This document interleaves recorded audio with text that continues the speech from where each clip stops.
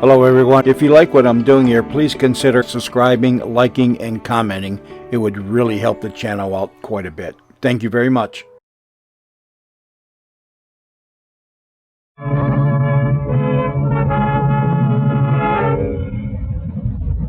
Superstition on the air.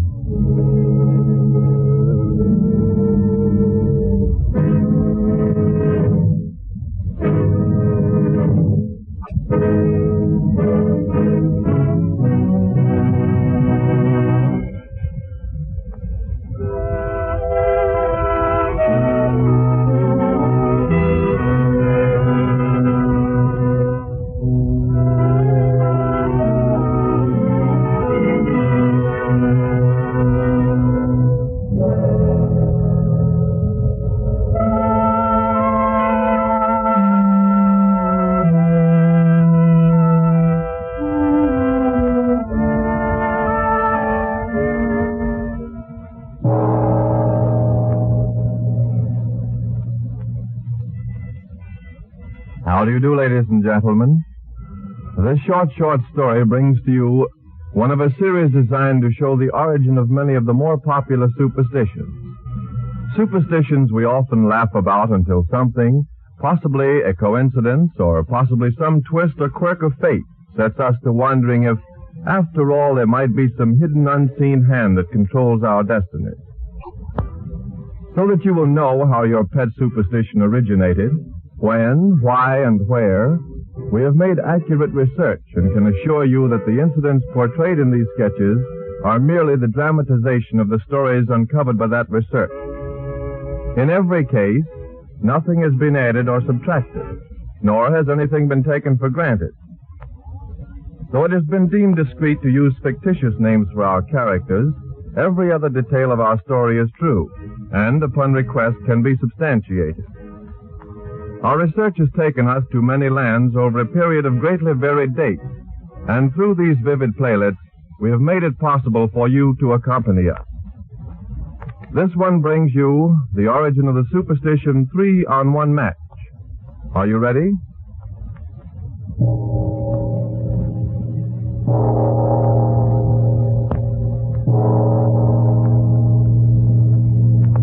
Waiter, coffee for 3, please. Yes, Mr. Calvert. Have a cigar, Dean? No, thank you. I think I'll stick to my cigarette. How about you, Herrick? I believe I'll have one of Dean's cigarettes, if you don't mind. Times certainly are hard when I can't even give my cigars away. Can I interest you in a light? That I will take. Thanks. Here you are, Herrick. Thanks. Why did you blow out the match? I don't like 3 on a match. Why, you're not superstitious. Call it that if you wish. Well, that's a new one to me. Me, too. It may seem silly, gentlemen, but something happened a few years ago that sort of cured me of lighting 3-on-1 match. I've never done it since. What was it? It's rather a long story. It would probably bore you. I'd like to hear it. So would I. Come on, Herrick. Out with it. It was away back in 1899. I was a lieutenant in the British Army during the Boer War. 3 of us, Captain Frank Maddox, Lieutenant Shaw, and myself, were stationed down in South Africa, in a province of Natal. On this particular evening, we had just returned from a hunting trip. As you know, it's a great spot for game. Yes, I've been there. Then you know the layout. We were sitting in front of our tents enjoying a smoke. A short distance away were our native carriers, a fine lot of Kaffirs and Zulus. They were grouped about another fire, quite similar to what they had built for us. The 3 of us were in high spirits, especially Captain Maddox. He was in love with a beautiful creature, a Boer girl named Plato. Her father had favored her marrying a young farmer, a chap named John Kruger. But Maddox had succeeded in capturing the lady's love, and... Nice, eh, what, Herrick? Great, don't you think so, Maddox? Top hole, I say. But those tom-toms get on my nerves. I've been all over the world, but I've never found anything to quite equal these African nights. They're so different. The sky, the air, and the sounds from the veldt. If I had your hunting luck today, Shaw, I'd feel the same way. Luck it was, nothing more. You fellows shoot as well as I do. In fact, better. But still, you bagged all the game. Only 2 panthers, a lion, and a few assorted small fellows. Only. And we landed one puny little wild beast between us. You can't shoot game if you don't see them. Tomorrow's another day, eh, Shaw? Oh, yes, surely. What were you dreaming about? Bagging a couple of elephants tomorrow? No, I was just thinking about that old medicine man over there. He predicted that I would bring in the biggest bag today. Don't tell me that you believe in that old fraud Grumbo. Well, he called it right today. What he predicted about Shaw happened. That was a mere coincidence. Don't tell me you believe in him too, Herrick. I hardly know what to believe. Sometimes I believe the Arabs are right when they contend that our futures are engraved on our foreheads. All of that stuff is rubbish. Every man is the captain of his own destiny. He's the architect of his own fate. Which one is Grumbo, Shaw? The old black fellow with the fire. The one with the white rag tied around his head. Let's get him to tell our fortunes. How about it, Maddox? I know my fortune. That's right. As soon as we whip the boars, you're going to marry Gretel and settle down in that little cottage in Sussex. How about it, Maddox? That's the program. Well, let's get Grumbo over here anyhow. Just to see what he has to say. Oh, why fool around with such ridiculous rot? Oh, it'll kill a few minutes' time anyhow. Go ahead then. But remember, I don't believe in a bit of the silly stuff. Say you, Grumbo, come here. Wanna call?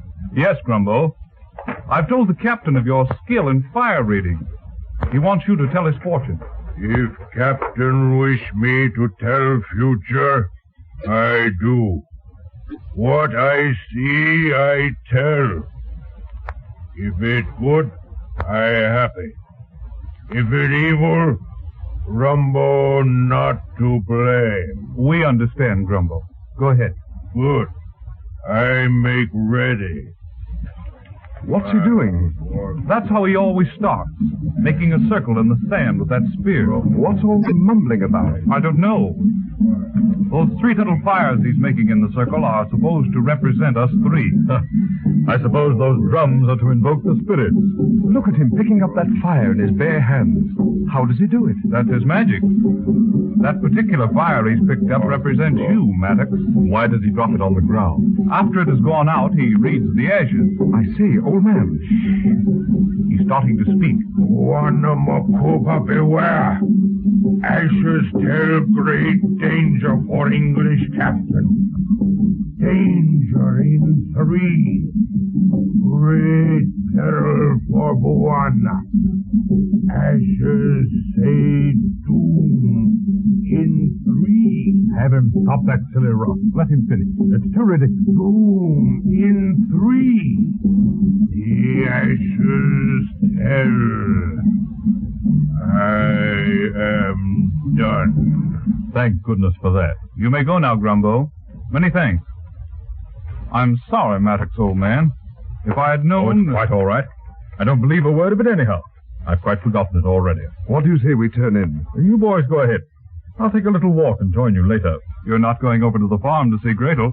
Certainly he is. Why do you suppose we camped here tonight? It's only a mile or so, isn't it? That's about all. Well, I'm going to turn in. Be careful, Maddox.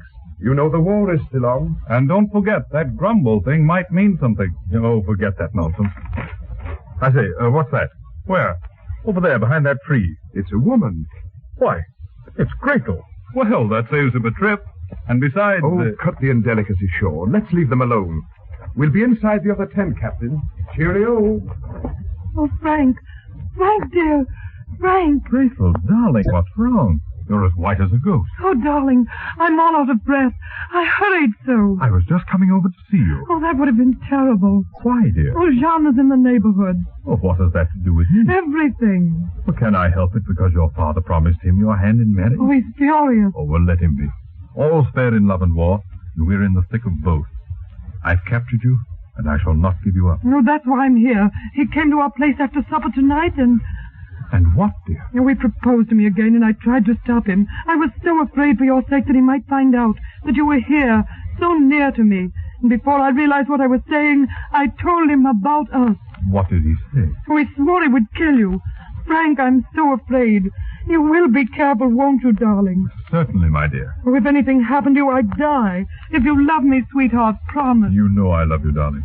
More than anything else in the world. As soon as this silly war is over, we'll be married. and then it's double quick for you and me to England. We'll never be apart again. I'm worried so about Jean. He keeps insisting that my father keep his promise. But don't worry about that, sweetheart. Nothing in this world matters except that I love you and you love me. I love you. I love you. I'll say it again. I'll say it 1,000 times more. Then I'll keep saying it until the farthest star will hear me. Clear and distinct. From now until the end of time. And beyond. And every day I shall pray for you. Every day until... Till I come back and take you away with me forever and ever. Darling. Yes? Oh, I'd better go now before Father misses me. Well, I'll take you home. Oh, no. Oh, no, don't do that. I have a Kaffir boy with me, and no one will bother me. You mean someone might bother me? I mean Jean. Oh, please, sweetheart, be careful. Promise me you'll not expose yourself to unnecessary danger. I'll promise you anything, my love.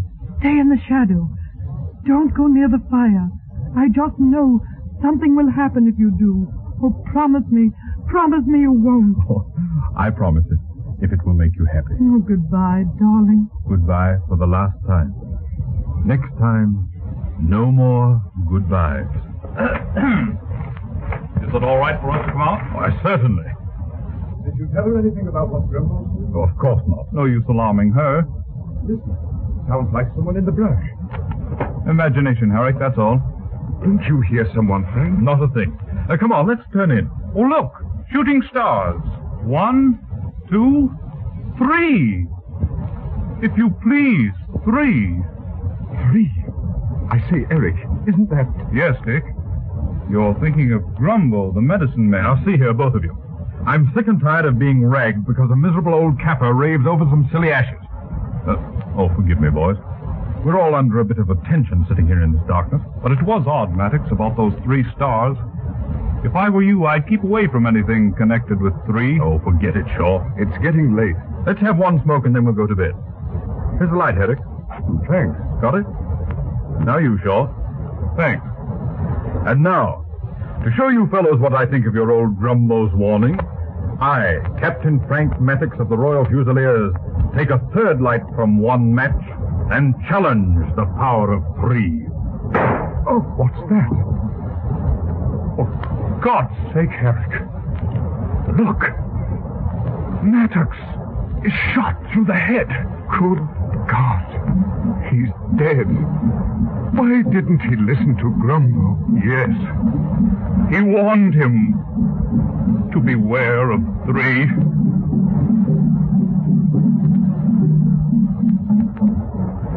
So that's how the 3-on-1 match superstition started. Yes, with that terrible tragedy. But if Maddox had been the first on that match, he would have been killed just the same, wouldn't he?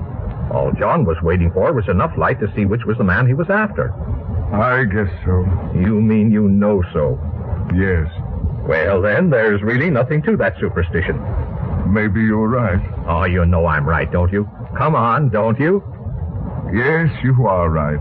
It is silly. Give me a light, will you, old man? There you are. Hand me a cigarette.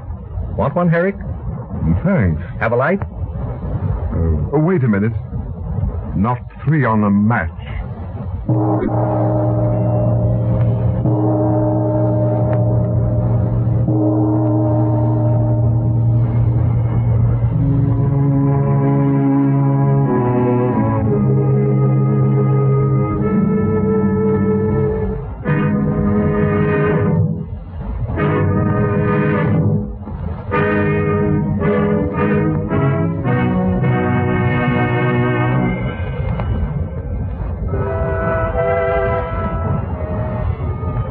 Ladies and gentlemen, we have just heard the first of a series of playlets on the origin of superstition.